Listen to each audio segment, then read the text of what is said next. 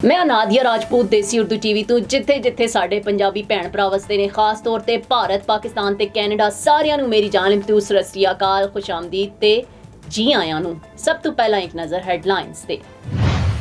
Qatar दी सालसी पाकिस्तान ते अफगान तालिबान दे दरमियान मुज़ाकरात अज दोहा विच होणगे।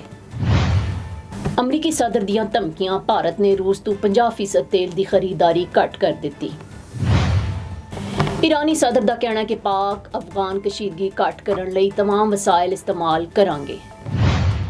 बलोचिस्तान दा शेर शुएब खान जहरी इस्तांबुल विच सब्ज़ लाली परचम बुलंद करन नूं तैयार। हुण वधदे हां खबरां दी तफसील दी जानिब। अफगान तालिबान ते पाकिस्तान के दरमियान मुज़ाकरात अज कतर के दारुल हुकूमत दोहा विच होणगे। तालिबान दी सोशल मीडिया अकाउंट ते जारी तफसीलात के मुताबिक इमारत इस्लामिया अफगानिस्तान दे वफ्द जिसकी कयादत वजीर दिफा मौलवी मोहम्मद याकूब मुजाहिद कर रहे हैं ते पाकिस्तान के मुतअद्दिद सिक्योरिटी ते इंटैलीजेंस हुकाम अज दोहा विच मुज़ाकरात करन दे पाकिस्तान की तरफ तो हुण तक इन्हां मुज़ाकरात के बारे तफसीलात शेयर नहीं कीतियां गईयां ते सरकारी मीडिया ने तस्दीक की है कि पाकिस्तान ते अफगानिस्तान के दरमियान हालिया सरहदी तनाव नूं खत्म करने लई मुज़ाकरात होण जा रहे हैं ते सिक्योरिटी जराए ने कहा है कि पाकिस्तान ते अफगानिस्तान के दरमियान मुज़ाकरात होण जा रहे हैं। ताम जराए ने मुज़ाकरात के वेले ते मकाम के हवाले तो तफसीलात फराहम नहीं कीतियां ने। इस तो पहला जराए ने रिपोर्ट किया है कि पाकिस्तान ते अफगानिस्तान के दरमियान मुज़ाकरात कतर के दारुल हुकूमत दोहा विच होण जा रहे हैं। तो वफाकी काबीना के इजलास तो खिताब करदे होए वज़ीर आज़म शहबाज शरीफ का कहना सी कि पाकिस्तान ते अफगानिस्तान के दरमियान इस हालिया कशीदगी नूं खत्म करवाउण लई कतर की जानिब तो भी सालसी की पेशकश की गई है तो बड़ी संजीदगी तो इस मसले के हल लई फरीकैन तो गलबात करन नूं तैयार ने। अमरीका के शदीद दबाव ते भारत ने रूस तो तेल की खरीदारी घट कर दी है ते बरतानवी खबर असां इदारे ने दस्सिया है कि भारत ने रूस तो तेल की खरीदारी 50% घट कर दी है ते वाइट हाउस हुकाम का कहना है कि अमरीका ते भारत के दरमियान तजारती मुज़ाकरात तामीरी ते मुफीद रहे ने। मुज़ाकरात के नतीजे भारती रिफाइनरियां ने रूस तो तेल की दरामदात पहला तो ही 50% कमी कर दी है। भारत मुस्तकबिल मुकम्मल तौर पर रूस तो तेल की खरीदारी रोकेगा या नहीं, इस हवाले तो अमरीकी हुकाम ने मजीद तफसीलात तो आगाह नहीं किया। तां बरतानवी मीडिया ने दस्सिया है कि भारतीय रिफाइनरियां रूसी तेल ते इन्हिसार खत्म करने की तैयारी कर रही ने ते खरीदारी च कमी दिसंबर तो मुमकिन है। Now I am American. I have citizen. I still have my Salvadorian passport and now I have my USA passport. I am a citizen of the US. Khi cầm cái hộ chiếu Mỹ, con rất là tự hào mình là công dân Mỹ.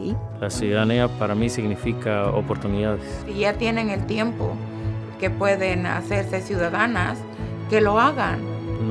No pierde nada uno con intentarlo. Como dicen en México, echándole ganas, todo se puede. Iran के सदर मसूद पज़ेश्कियान ने कहा है कि Iran Pakistan ते अफगानिस्तान के दरमियान कशीदगी घट करन मुज़ाकरात के फरोग ते ताल्लुकात नूं मजबूत बनाउण लई तमाम वसाइल इस्तेमाल करेगा। मसूद पज़ेश्कियान ने हालिया पाक अफगान झड़पां ते रद्दे अमल देंदे होए कहा कि मुस्लिम ममालिक तनाज़ात ते तकसीम नूं मुस्तरद करदे ने ते इस तरह की बेअमनी मुस्लिम दुश्मनां ते बैन अल-अक़वामी साजिशां दा नतीजा है ते खित्ते नूं पहलां तो कई ज़्यादा अमन हमांगी ते ताउन की जरूरत है। ईरानी सदर का कहना सी कि अफगानिस्तान ते पाकिस्तान के दरमियान नवे सिरे तो कशीदगी ने ईरान समेत खित्ते च मौजूद दीगर ममालिक तशवीश पैदा कर दी है तो मुश्तरका जड़ां ते सकाफत आलियां मुस्लिम कौमी अकीदे ते सकाफत का अटूट रिश्ता रखदियां ने। तो ईरानी सदर ने उम्मीद जाहिर की है कि दोवां ममालिक दियां हुकूमतां ते अवाम अपने खिलाफात नूं घट करन दे जरिए तरक्की कर सकदियां ने ते मुस्लिम कौमां नूं अमन इंसाफ ते तरक्की नूं अगे वधाउण लई काम करने दी जरूरत है। बलोचिस्तान दी संगलाख वादियां तो निकलण वाला एक नौजवान जिसदे ख्वाब किसी हद दे मुताज नहीं ने ओए शुएब खान जहरी पाकिस्तान दा बाक्सर जड़ा हुण आलमी सतह ते एक बार फिर अपनी पहचान मनवाण जा रहा है। तुर्की दे शहर इस्तांबुल विच होण वाली फाइट शुएब जहरी दा मुकाबला भारत दे मारूफ बाक्सर तो होवेगा। एक खेड नहीं है बल्कि दो मुल्कां दे वकार दी लड़ाई समझी जा रही है ते शुएब खान दे मुताबिक इस फाइट नूं एक आम मुकाबला नहीं बल्कि पाकिस्तानी परचम दी इज्जत दा मार्का समझदे ने। ते शुएब जहरी का कहना है कि मैं रिंग विच सिर्फ अपने लिए नहीं उतरदा, मेरे मुक्के पाकिस्तान लई उठते ने। मैं चाहता वां कि दुनिया वेखे कि पाकिस्तान दे पुत्तर आलमी मयार दे फाइटर ने। शुएब अहमद जहरी ने अपनी मेहनत ते मुस्तकिल विजाजी तो मकाम हासिल किया है जिसका ख्वाब बहु घट लोग वेख पाते हैं। वसाइल की कमी, तरबियत दीयां दुश्वारियां ते माली मुश्किलात के बावजूद उन्होंने हिम्मत नहीं आ रही। अज पाकिस्तान के ਉਹਨਾਂ ਚੰਦ ਬਾਕਸਰਸ ਵਿੱਚ ਸ਼ਾਮਿਲ ਨੇ ਜਿਨ੍ਹਾਂ ਨੇ ਬੈਨ ਅਲ-ਅਕਵਾਮੀ ਸਤ੍ਹਾ ਤੇ ਪਛਾਣ ਬਣਾਈ ਹੈ। ਉਹਨਾਂ ਨੇ ਮੁxtਲਿਫ ਆਲਮੀ ਚੈਂਪੀਅਨਸ਼ਿਪਸ ਵਿੱਚ ਸ਼ਾਨਦਾਰ ਕਾਰਕਰਦਗੀ ਵਿਖਾ ਕੇ ਨਾ ਸਿਰਫ ਪਾਕਿਸਤਾਨ ਦਾ ਨਾਂ ਰੋਸ਼ਨ ਕੀਤਾ ਬਲਕਿ ਪੈਗਾਮ ਦਿੱਤਾ ਹੈ ਕਿ ਬਲੋਚਿਸਤਾਨ ਦੇ ਨੌਜਵਾਨ ਅਗਰ ਮੌਕੇ ਪਾਉਣ ਤਾਂ ਕਿਸੇ ਤੋਂ ਘੱਟ ਨਹੀਂ ਨੇ। ਇਸਤੰਬੁਲ ਵਿੱਚ ਹੋਣ ਵਾਲੀ ਫਾਈਟ ਦੀ ਨਵੀਂ ਤਾਰੀਖ 8 ਨਵੰਬਰ ਮੁਕਰਰ ਹੋਈ ਹੈ ਤੇ ਇਸ ਰੋਜ਼ ਦੁਨੀਆ ਦੇਖੇਗੀ ਕੋਇਟਾ ਦਾ ਇਹ ਬਾਹਿੰਮਤ ਪੁੱਤਰ ਕਿਸ ਤਰ੍ਹਾਂ ਆਪਣੇ ਮੁੱਕੇ ਤੋਂ ਮੁਖਾਲਿਫ ਨੂੰ ਹਰਾਉਂਦਾ ਹੈ। ਸ਼ੁਏਬ ਜ਼ਹਿਰੀ ਦੀ ਕਾਮਯਾਬੀ ਸਿਰਫ ਇੱਕ ਖਿਲਾੜੀ ਦੀ ਜਿੱਤ ਨਹੀਂ ਹੋਵੇਗੀ, ਇਹ ਬਲੋਚਿਸਤਾਨ ਦੇ ਖੁਆਬਾਂ, ਪਾਕਿਸਤਾਨੀ ਨੌਜਵਾਨਾਂ ਦੀਆਂ ਉਮੰਗਾਂ ਤੇ ਮਿਹਨਤ ਦੀ ਤਾਕਤ ਦੀ ਜਿੱਤ ਹੋਵੇਗੀ। ਪੂਰੇ ਪਾਕਿਸਤਾਨ ਦੀਆਂ ਦੁਆਵਾਂ ਉਹਨਾਂ ਦੇ ਨਾਲ ਨੇ ਤੇ ਕੌਮ ਉਮੀਦ ਕਰ ਰਹੀ ਹੈ ਕਿ ਸ਼ੁਏਬ ਖਾਨ ਜ਼ਹਿਰੀ ਇੱਕ ਵਾਰ ਫਿਰ ਤਾਰੀਖ ਰਕਮ ਕਰਨਗੇ ਤੇ ਦੁਨੀਆ ਭਰ ਵਿੱਚ ਸਬਜ਼ ਲਾਲੀ ਪਰਚਮ ਲਹਿਰਾ ਕੇ ਸਾਬਿਤ ਕਰਨਗੇ ਕਿ ਪਾਕਿਸਤਾਨੀ ਬਾਕਸਰਸ ਕਿਸੇ ਤੋਂ ਘੱਟ ਨਹੀਂ ਨੇ।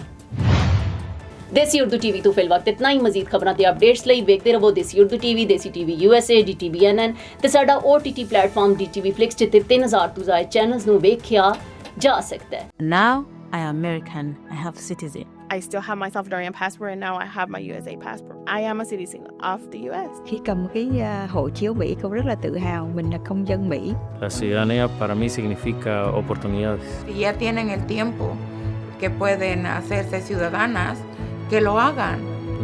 No pierde nada uno con intentarlo. Como dicen en México, echándole ganas, todo se puede.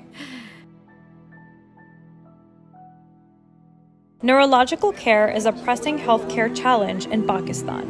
That's why Helping Hand USA is building Kind R, a world-class hospital with 130 plus clinics that is set to establish new standards for neurological care in Pakistan.